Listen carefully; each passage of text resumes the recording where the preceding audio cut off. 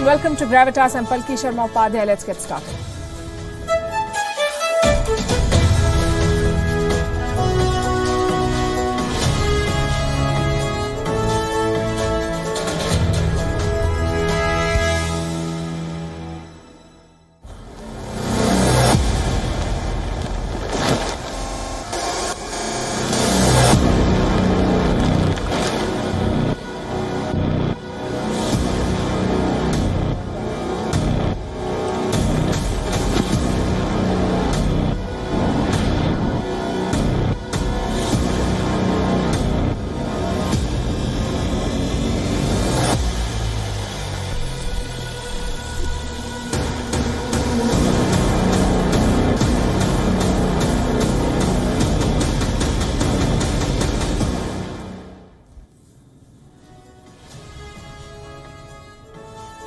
Day 16 of the war in Ukraine, the biggest headline has come from Europe. How it has betrayed Ukraine after leading them on and plunging them into this war. European leaders are lounging in five-star facilities and saying membership to European Union cannot be fast-tracked. Also offering Ukraine NATO membership was a mistake. What a stab in the back. Ukraine is bleeding anyway. Russia's attacks are intensifying by the day. All the talk of compromise is notwithstanding. The worst hit region right now, the worst hit city, is Mariupol. Incessant strikes, bombs every 30 minutes according to reports. As the death toll rises, people are digging mass graves. In Kiev too, tension is rising as the big Russian convoy in the outskirts of the city is redeploying troops into firing positions. But Western media has an interesting take. It says Russia's air attack is failing. We'll examine that claim, as we also tell you about Russia reaching out to India to blunt the impact of Western sanctions and how China is already making gains from this war. All of this and more coming up on Gravitas tonight.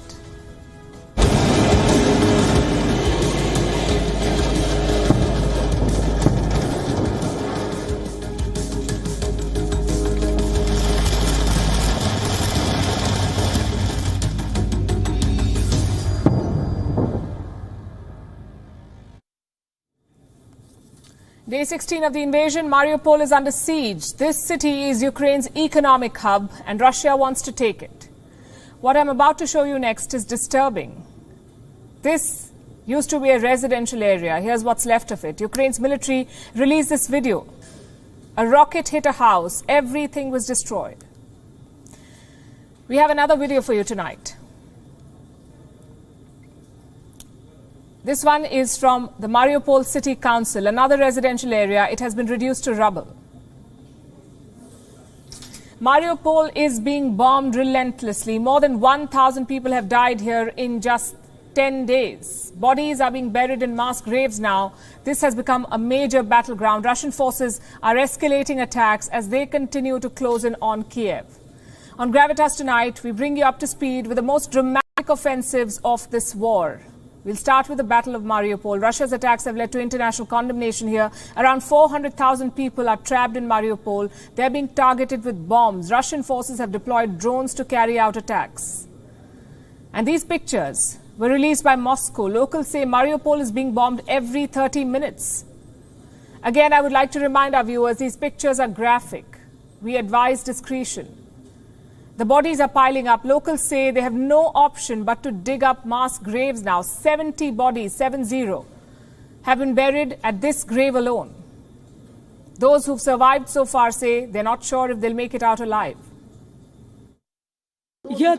I'm Tanya and my children are still alive. I have 9 kids. Pray for Mariupol. We are being bombed from all directions. Pray for mothers with children, please. It's very hard here. We have no water, no food, no electricity. It's so scary getting through this. Mariupol is a major target for Russia. The question is why? The answer lies in the map. Mariupol's location is strategically significant. From here, Moscow can build a land corridor. It will connect Crimea to Luhansk and Donetsk. Russian separatists control these regions, Luhansk and Donetsk. They make up the Donbas region. It will be connected to Crimea, the peninsula that was annexed by Russia in 2014. That's Crimea. So taking Mariupol would mean that Russia will effectively control southern Ukraine. And that's why Russia is so focused on the city. And that's what has put the lives of civilians in danger. Ukraine says it tried to open a humanitarian corridor, but the Russian forces broke the ceasefire and launched an attack. Today they destroyed the building of the main department of the State Emergency Service in the Donetsk region. Right next to this building was the place where Mariupol residents were to gather for evacuation. This is outright terror, blatant terror, from experienced terrorists. The world needs to know that. It has to admit it. We are all dealing with a terrorist state. Mariupol is dominating headlines, but other cities are under attack too. In Kharkiv, for instance, 48 schools are said to have been destroyed. Russian forces conducted airstrikes on 3 cities, Lutsk, Dnipro and Ivano-Frankivsk. Today, Russia announced it has taken control of Volnovka. Группировка войск Донецкой Народной Республики освобожден город Волноваха. Также взяты под контроль населенные пункты Ольгинка, Великая Анадоль, Зеленый Гай. Продвижение в глубину составило до 6 километров. Подразделения Народной милиции Донецкой Республики продолжали сжимать кольцо окружения в Мариуполе. Общее продвижение с восточного, северного и западного направлений составило до 800 метров. Подразделения российских вооруженных сил, продолжая наступательные действия, вышли на рубеж Петровская, Евгеновка, Октябрьская. Продвижение вперед составило 17 километров. Where is Russia's offensive going? After Kharkiv and Mariupol, is Kiev next? There's a lot of activity around Ukraine's capital. Remember that massive convoy outside Kiev, we told you about it. That 64-kilometer long line of Russian soldiers, vehicles and weapons. On the 6th day of the offensive, Russia had deployed this convoy on the outskirts of Kiev. For the longest time, it was stalled. That is no longer the case. New satellite images are out. The convoy has dispersed and redeployed. The troops have broken up. They're moving into different positions. Some of the armored units are near the Antonov airport. Some vehicles have moved into forests. They're equipped with howitzers. Why is this worrying? Because Russian soldiers are now in firing positions and more Russian troops are on the way. Russian President Vladimir Putin took a major decision today. He said Moscow is now going to allow foreign fighters to join the war in Ukraine. 16,000 soldiers, foreign fighters, are reportedly ready to join the Russian forces. They are from West Asia. Putin made the announcement himself, but that statement was overshadowed by this one. For a change, the Russian president was also talking peace. Putin said there are some positive developments in the dialogue with Ukraine. There are certain positive shifts. Negotiators from our side reported to me. Does that mean a peaceful resolution is in sight? Is the Russian president ready to negotiate, put an end to all the fighting? Putin did not go beyond that one-line statement, so it will be premature to assume that Moscow is ready to make a deal. And Kiev's assessment is the same. Ukrainian forces have not stopped fighting. They're taking out Russian planes and convoys. This happened near Kiev. A convoy of Russian tanks was on the move. Ukraine's army conducted a drone attack. They claim the Russians suffered significant losses. Ukrainian forces are releasing videos like these to show that they are seizing Russian arms and ammunition.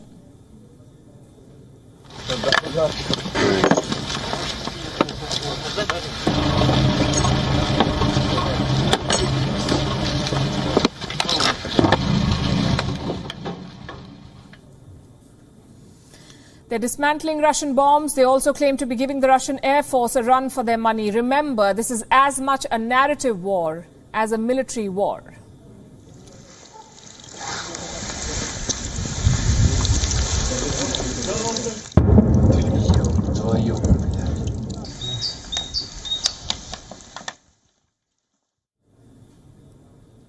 Now, if we go by Western media reports, Russia seems to be losing both the narrative war and the military battle.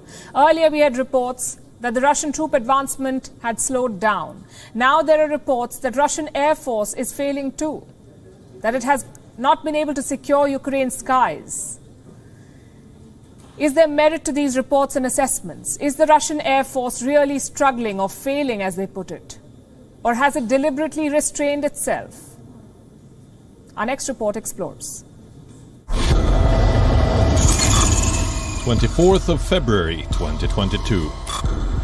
Russian troops entered Ukraine, hoping for a quick and decisive victory. the Russian Air Force was also pressed into action.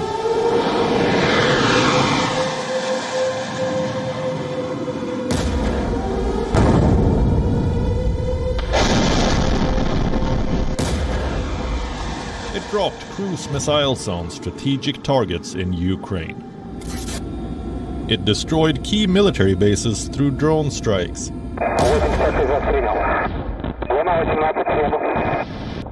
These opening salvos led to predictions of a blistering assault. Security experts said Russia would soon dominate Ukraine's skies. Russia, I expect, will try to seek a rapid conclusion of this conflict as soon as possible. It has no interest or should have no interest in prolonging this conflict. 16 days on, these predictions have proven to be wrong. Forget the whole of Ukraine, Russia has not even been able to secure Kyiv's airspace. Ukrainian fighter jets are still out and about, carrying out defensive counterattack sorties. Does this mean the Russian Air Force is failing? The answer depends on who you ask. Ukraine claims Russia has been unable to gain air superiority. It blames the failure on logistical breakdowns, poor air-ground coordination, lack of precision-guided munitions, and a limited number of experienced pilots.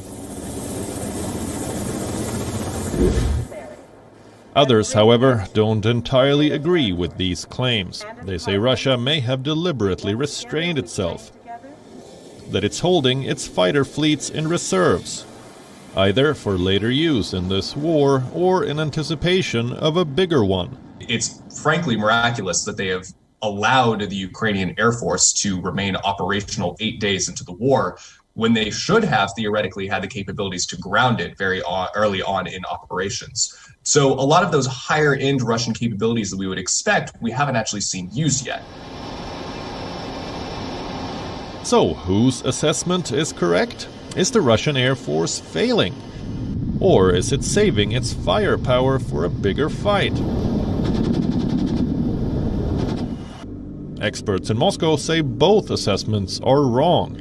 They say Russia is not mounting a full-scale attack because it's concerned about civilian casualties and wants to give Ukrainians enough time to leave. The opening of humanitarian corridors is being cited as proof. From 10 a.m. on the 8th of March 2022, there will be a ceasefire and they will open humanitarian corridors in Kyiv, Mariupol and Sumy towards Russian territory for those who wish to evacuate through that logistically viable route, but also towards Ukrainian territory. Perhaps Russia also wants to avoid damaging critical infrastructure, installations which it hopes to take over and use in the future. After all, Ukraine is not Syria. It's a former republic of the Soviet Union. Raining a volley of missiles on its cities doesn't make sense for Moscow. Not only will it undermine support for Putin back home, it could also further alienate Ukrainians whom he wants to win over. So what appears to be a failure of the Russian air attack may be a part of their strategic plan.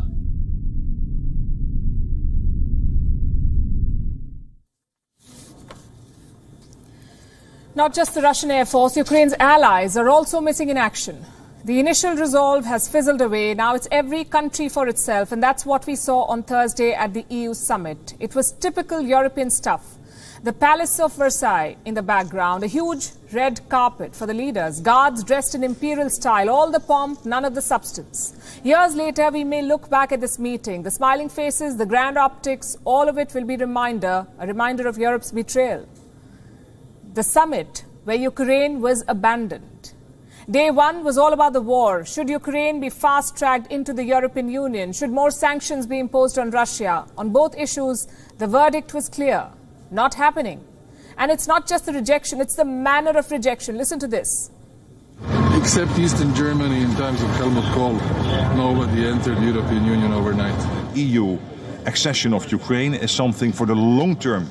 It's not up to the Commission to to assess the membership application, and then for the Council to take a view on this. But that will take months, maybe years. So, how encouraging was that? Ukraine is being ravaged by Russian airstrikes. Hundreds of citizens are already dead. Hospitals and schools are being flattened. And what does Europe say? Nobody enters the Union overnight. The Dutch Prime Minister went further. He says, if at all the accession happens, it will be in the long term. What good is that? Ukraine's future is uncertain right now. There may not be a long term. And EU membership will not solve the uncertainty, but it would boost the morale. Nobody is asking for an overnight membership. But what about political commitment? A promise that Ukraine will become a member for sure. Latvia, for instance, made this demand. I think it's extremely important that we, as the Union, could take this decision to have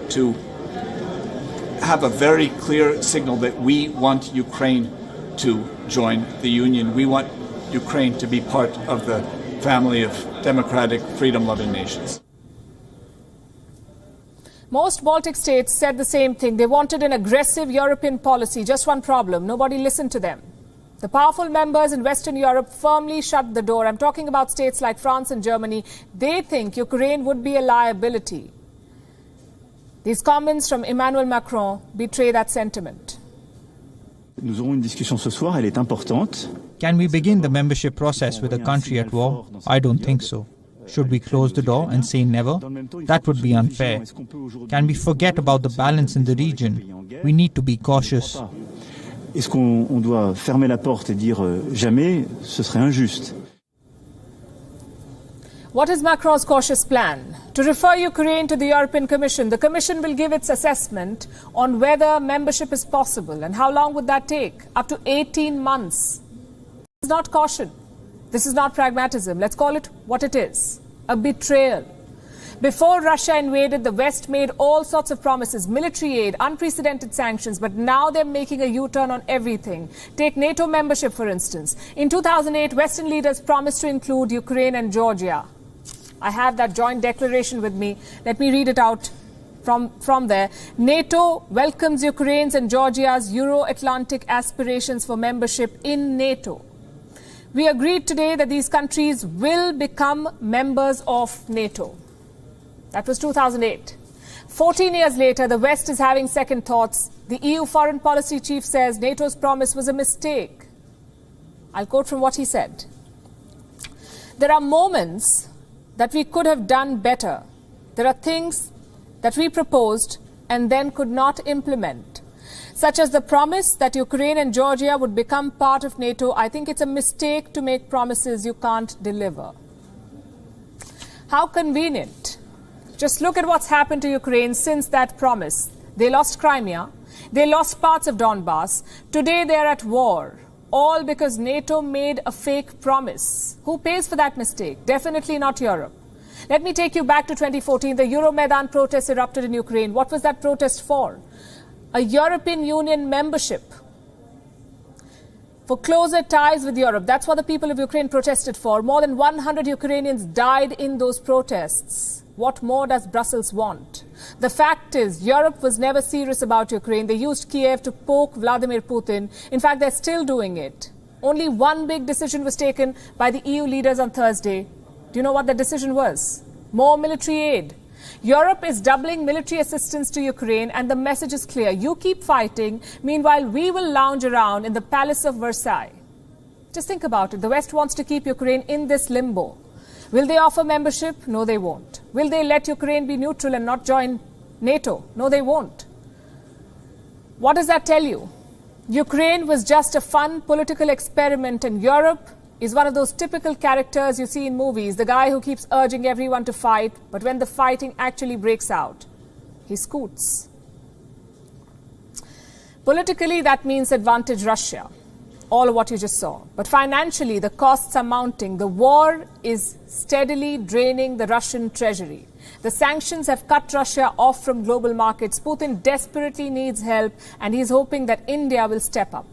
Earlier today, Russia's Deputy Prime Minister reached out and he spoke to Petroleum Minister of India, Hardeep Singh Puri. What did they discuss? Broadly speaking, energy. Russia is hoping for two things from India. Number one, more investments in their oil and gas sector. And number two, more purchase of Russian oil. Simply put, sanctions relief.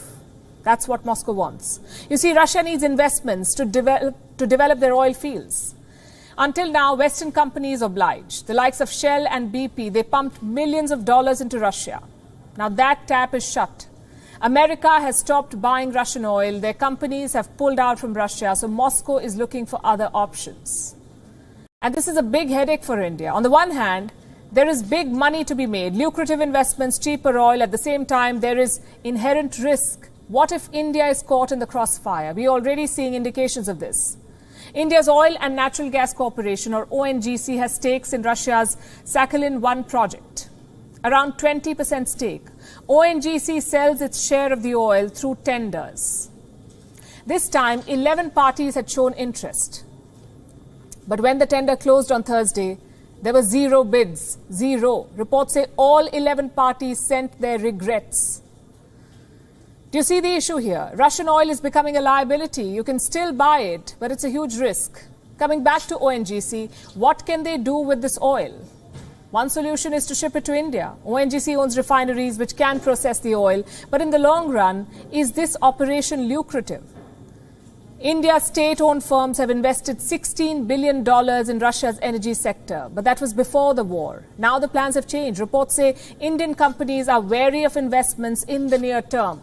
They want to see how this plays out. Same with purchases. India is the third largest oil importer in the world. Around 85% of India's oil companies comes from abroad. 85% of India's oil.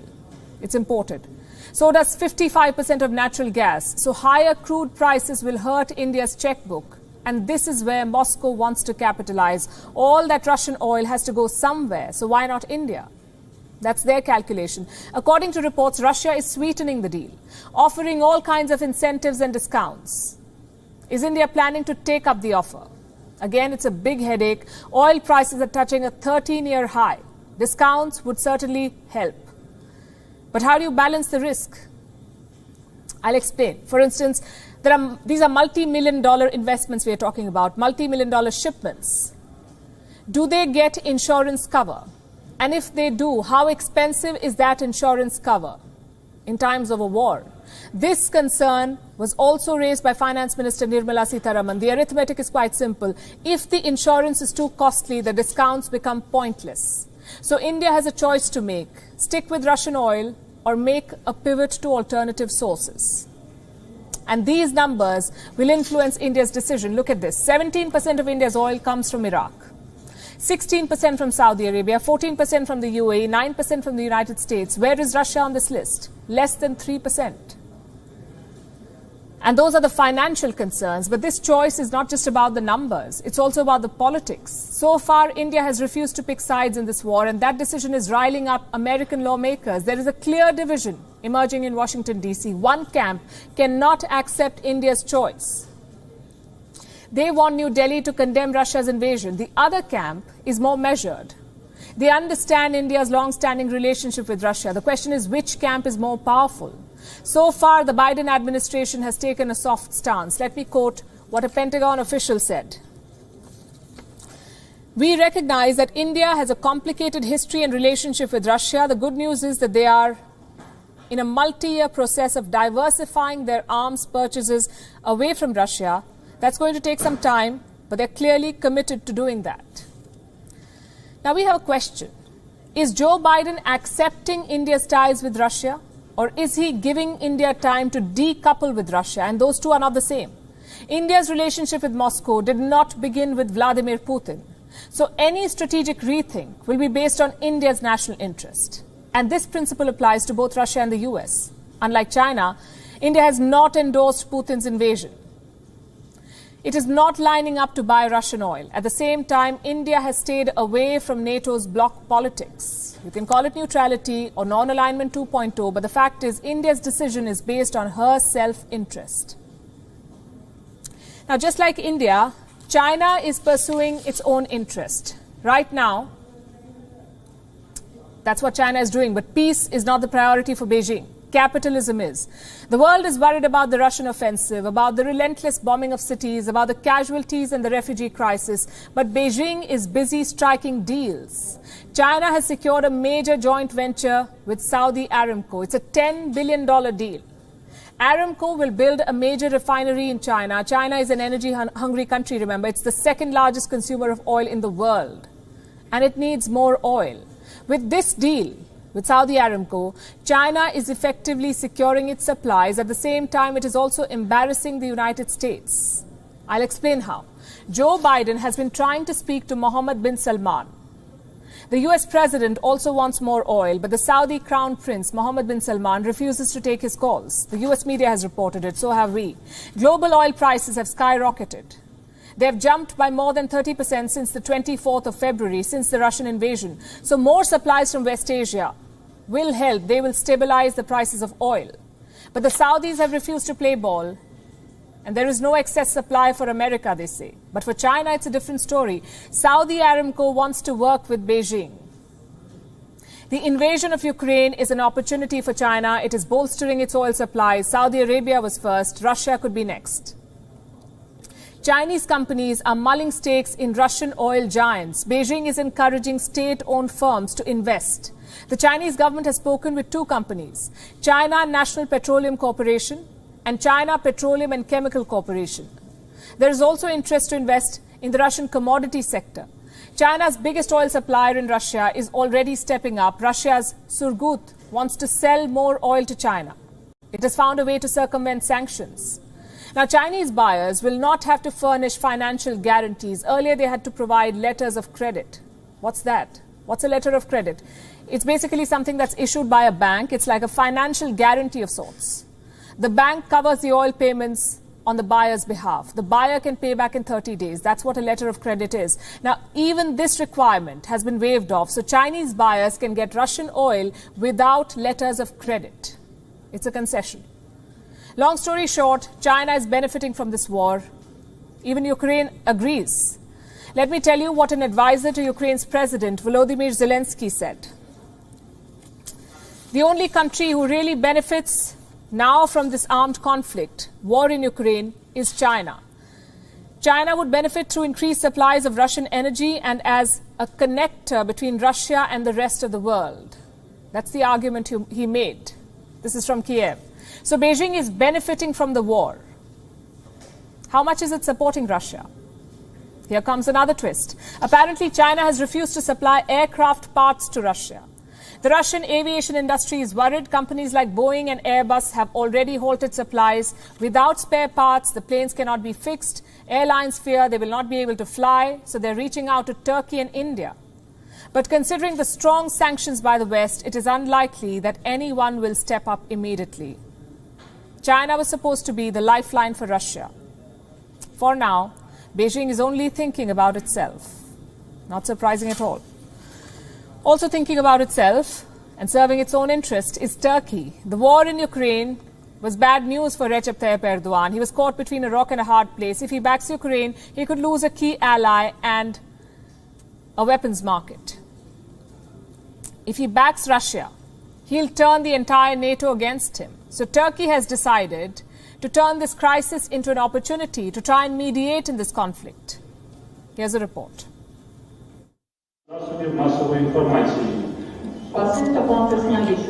Erdogan hasn't had the best time in Ukraine. In 2017, he visited Kiev and met with Petro Poroshenko, the then Ukrainian president.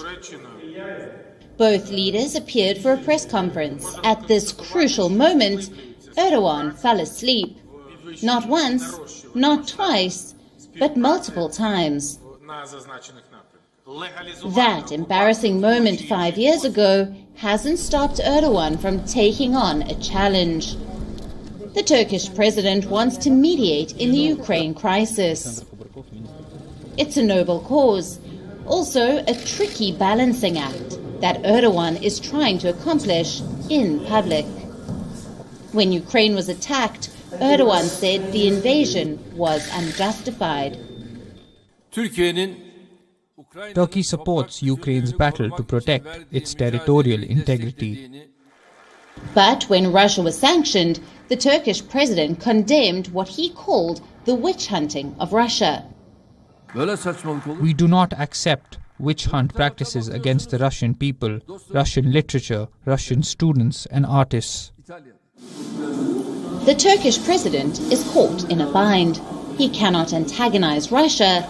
At the same time, he cannot go against his allies in NATO. So Erdogan is trying to play both sides by bringing them to the negotiating table. Turkey wants to dictate the outcome of this war, and for good reason. Erdogan doesn't want to be forced to choose sides under any circumstances. There are two issues that bother Turkey. Problem number one is Ukraine's bid for a NATO membership. If Ukraine joins NATO, Turkey will be forced to come to its defense. If NATO chooses to back Ukraine militarily, Turkey will have to comply again. In both situations, Turkey will be forced to fight its friend, Russia. This is an outcome that Erdogan wants to avoid. Problem number two is the Montreux Convention of 1936. It's a treaty that gives Turkey the control over passage of warships in the Black Sea. In the event of a war, Turkey can block the passage of Russian warships. Once again, Erdogan doesn't want to make that choice, because it could get dragged into the war. So, before the conflict spills over, Turkey has stepped in to mediate. It hosted the foreign ministers of Ukraine and Russia yesterday. Erdogan is also pursuing a détente with Israel. The Turkish president hosted his Israeli counterpart in Ankara. Both leaders used the occasion to discuss the situation in Ukraine. Even the White House is consulting with Erdogan. He had a phone call with US President Joe Biden. The Turkish president is keen to work with the United States again. He wants American sanctions to be lifted. It's been quite a turnaround for Erdogan. Until a few weeks ago, Turkey was sanctioned and grey-listed for terror sponsorship. Struggling with a failing economy, now it's a mediator in the biggest political and military crisis in Europe, and is talking to Arabs and Israelis. It's a big opportunity for Erdogan. A truce in Ukraine would boost his prospects both at home and abroad. Bureau Report, WION, World is One. Now, tragedy or not, some things never change. Like Britain's apathy. Prime Minister Boris Johnson is all over the airwaves. He's condemning Putin, he's announcing sanctions, he's visiting NATO states, but that's about it. He wants to help from afar. Nothing that will get Britain involved directly. Let me tell you what happened in Calais. This French city is a transit point for refugees. They assemble in Calais and from there they cross the English Channel to Britain. Hundreds of Ukrainians have arrived in the city. Britain had promised to take in 200,000 Ukrainians, 200,000. But in Calais, they were in for a rude surprise. British border guards refused to let them in. Apparently, the paperwork was incomplete. Let that sink in. These people are fleeing for their life from a war zone, and Boris Johnson is insisting on perfect paperwork. Like I said, some things never change. Almost 300 refugees were turned away. They were asked to sort out their paperwork. How do they do that? By travelling 300 kilometers to Paris. The mayor of Calais is furious at the British government. On peut considérer, oui, que c'est un manque d'humanité. And then the British say, we welcome you, but actually in the end, no, we are closing the door on your face, and so we are not making life easier for you, and we are putting more human burden on you, letting you find shelter, having to go to Paris or Brussels, then return to Calais. That's quite simply inhuman. Qui arrive avec femmes, enfants, animaux. Boris Johnson's entire refugee policy is a failure. He promised to welcome 200,000 people. Guess how many have been given visas? Just 1,000. After intense backlash, Johnson has been forced to act. He's still insisting on visas, but the process has been simplified. Refugees with passports can now enter Britain freely. They can finish their visa formalities after entering the country. At best, it's a half measure. But coming from Europe, it's still surprising.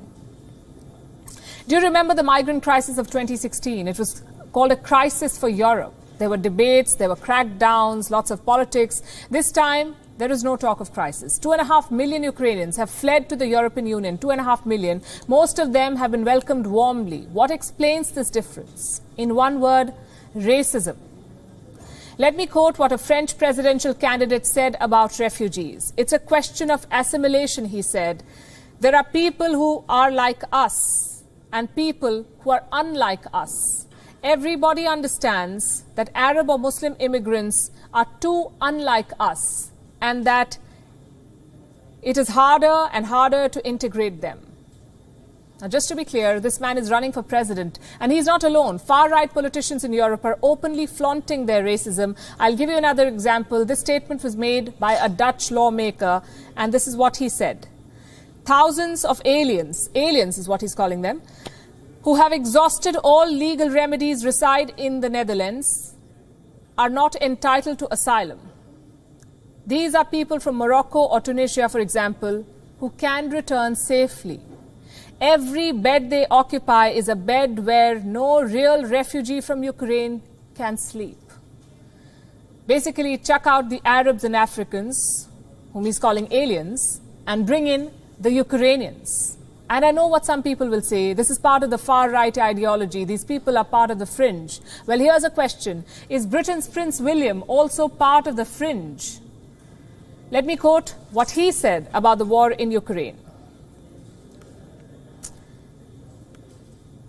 For our generation, it is very alien to see this in Europe.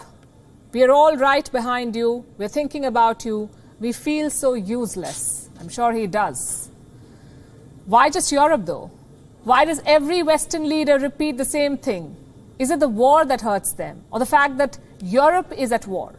Plus, it's rich coming from Prince William. His family colonized a quarter of the earth, waged wars in every continent except Antarctica, and now he's appalled that Europe is at war. This is part of a larger systemic problem in Europe. You can try to hide racism all you want to. You can pretend to be politically correct, but tough times tend to expose your real face. And that's what this war is doing to Europe, exposing its racism. And as if the war in Europe was not enough, Pakistan and North Korea are also fighting. Not over territory or security threats, but over alcohol. I'm not making this up. Something that's said to be off limits in Pakistan, that's alcohol. Earlier this week, the North Korean embassy in Islamabad was raided. Police entered the premises and harassed embassy officials. Why did they do that? Because they suspected that the embassy was hiding a large stash of illegal liquor. They did not find any, though. Our next report tells you what happened next.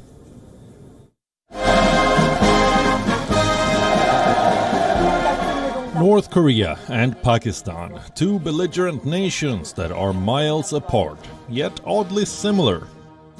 They're both terror states, both possess nuclear weapons, and they both can't stand their neighbors. The list of commonalities is endless. Now differences too have emerged. Courtesy a police raid in Islamabad.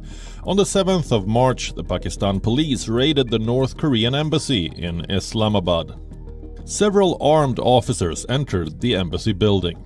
They harassed North Korean officials and searched the premises at gunpoint. What were these cops looking for? A stash of alcohol. They had apparently received inputs that North Korean officials were hiding a large quantity of liquor in the embassy. Turns out they weren't. The cops had received the wrong tip. The Interior Minister of Pakistan has apologized. He says the entire fiasco was a misunderstanding. But the North Korean side is far from convinced. It wants Pakistan to punish the cops who stormed the embassy. In a letter to Pakistan's Foreign Office, they've stated the mission's staff reminded cops that the premises of the embassy are sovereign territory of DPRK and asked them to immediately stop this brutal act. But the police ignored the request, searched the storerooms, and threatened the staff with guns. We demand action under the Vienna Convention on Diplomatic Relations. It's a big diplomatic embarrassment for Pakistan, and not the first one at it. In May 2017, 10 armed officials from Pakistan's tax department broke into the home of a North Korean diplomat and assaulted his wife and staff. The pretext for the raid was the same, a hidden stash of liquor. The same year, in November 2017, 3 police officers disguised themselves as thieves, entered the home of a North Korean diplomat and plundered his trove of liquor bottles. Why? Authorities said they planned to sell it in the black market. That's not all. A year before that, in 2016, another North Korean diplomat was apprehended while trying to bring 855 boxes of duty-free liquor into Pakistan.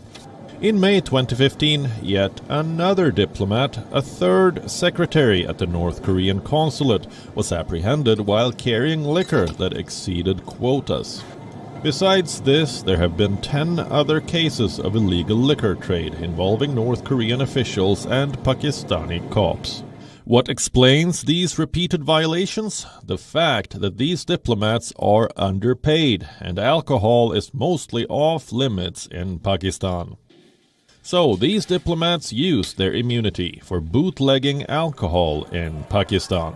Also make up for inadequate government funding, and Pakistan's rogue cops try to sabotage their operations to make some quick buck themselves. Seems to be an addictive cycle.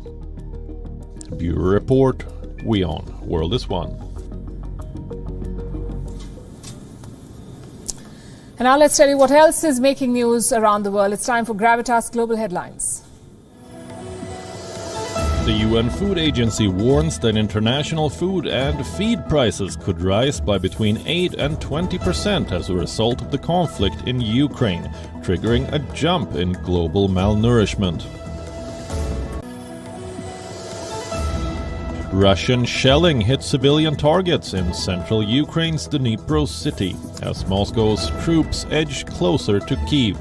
According to the city's emergency services, Russian warplanes carried out what appeared to be the first direct attack on Dnipro, killing 1 person. The U.S. Senate has approved a legislation providing $1.5 trillion to fund the federal government through September 30th and to allocate $13.6 billion to aid Ukraine. We stand up for America. We stand up for the needs of America, but we also stand up for Ukraine. The aid for Ukraine is designed to finance ammunition and other military supplies, as well as humanitarian support. North Korean leader Kim Jong-un has called for expanding its space rocket launch site to advance its space ambitions, as South Korea and the United States accused Pyongyang of launching a new intercontinental ballistic missile in 2 recent tests. Pakistan police stormed the parliament lodges, roughing up opposition lawmakers before arresting them. 19 people have been arrested. The incident took place ahead of a no-trust vote against Prime Minister Imran Khan. 5 suspected organized crime members were killed in a massive firefight in the avocado-growing zone of western Mexico. Nearly 32 suspects have been detained. Dozens of army troops and state police officers were sent to quell the violence. More than 100 people protested outside Panama's embassy at Havana, demanding a revision of the newly instated visa requirements. Some had camped outside the facilities since the protests started on Wednesday, after the announcement of the visas being required starting Sunday. Several injuries have been reported after a commuter train caught fire after colliding with on-track equipment south of San Francisco. The crash involved a southbound train that departed San Francisco in the morning and soon collided with some on-track equipment in the city of San Bruno. Chelsea kept all pre-match distractions at bay with a 3-1 win over bottom-of-the-table Norwich City in the Premier League. Chelsea's Russian owner Roman Abramovich has had assets in the UK frozen by the British government, which has halted the sale of the club. Those interested in buying the West London club have now been told to approach the UK government. Former world number 1 Naomi Osaka won the battle of former US Open champions as she beat American Sloane Stephens in the opening round of the Indian Wells Open. Osaka has dropped to 78 in the world rankings and was pushed in her first match since January. But she was able to fight back from a set down to claim a 3-6, 6-1, 6-2 win. With that, it's a wrap. We're leaving you with Gravitas Images. Thanks very much for watching. Have a good weekend.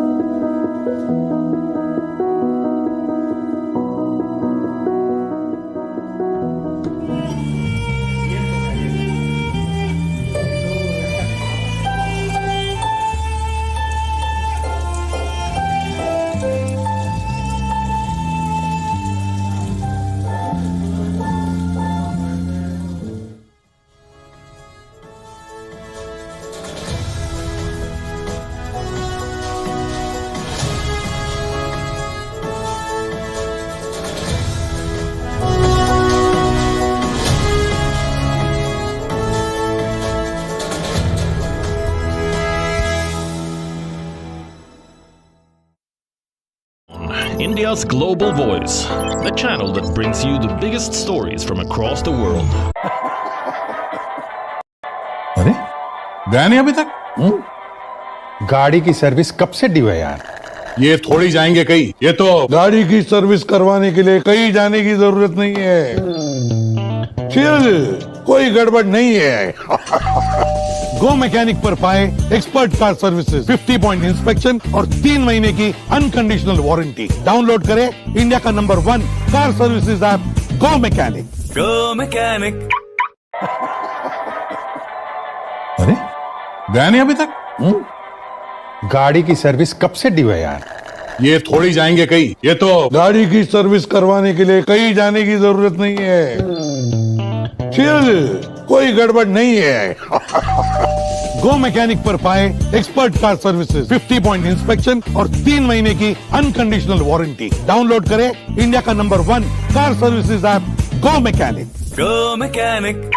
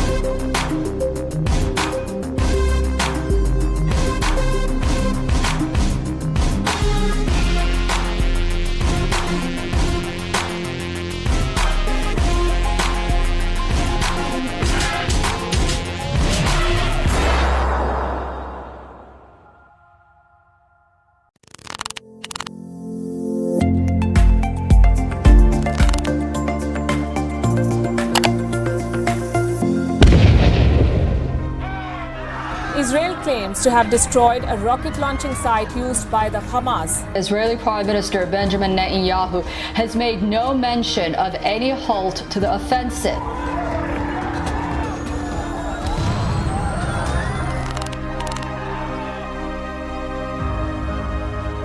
We at WION have tracked this story from the word go. WION reports on the latest health threat before the world. People diagnosed with the coronavirus in Russia may be deported back to their home countries.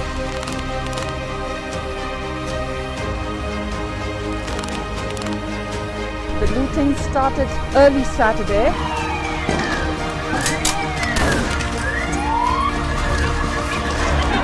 South Africa is witnessing riots.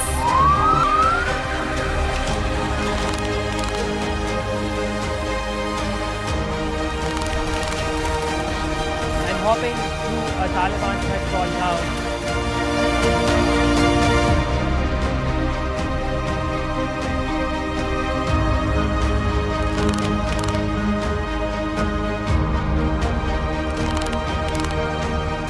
Hours of non-stop live broadcast.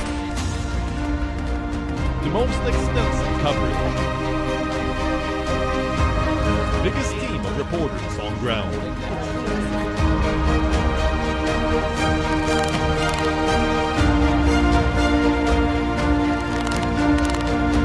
Prime Minister Narendra Modi launched the world's biggest vaccination drive. India will have nearly 120 million doses.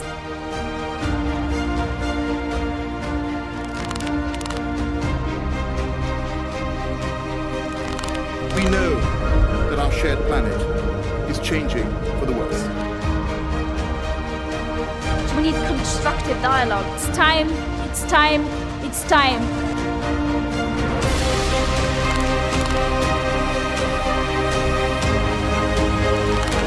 Protests like these are now a frequent thing.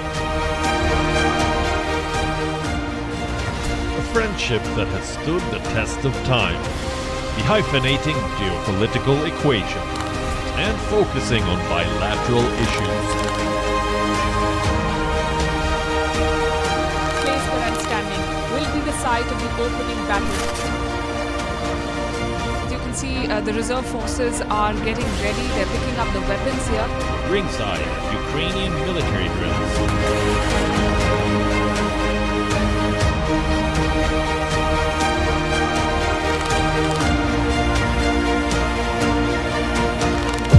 The Ukraine conflict is intensifying. WION brings you all sides of the story. The reserve forces are one of the many protest marches.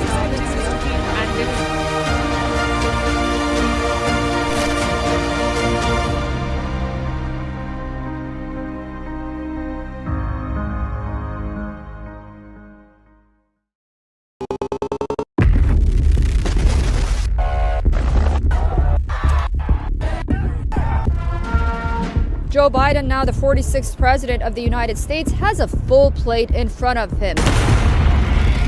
Afghanistan has been the heart of American military power.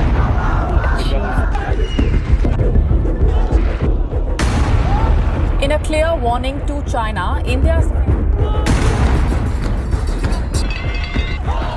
military has now taken control of the country for 1 year. Made it concerned. It says that it's likely to miss by around. What was happening inside the virology lab in Wuhan?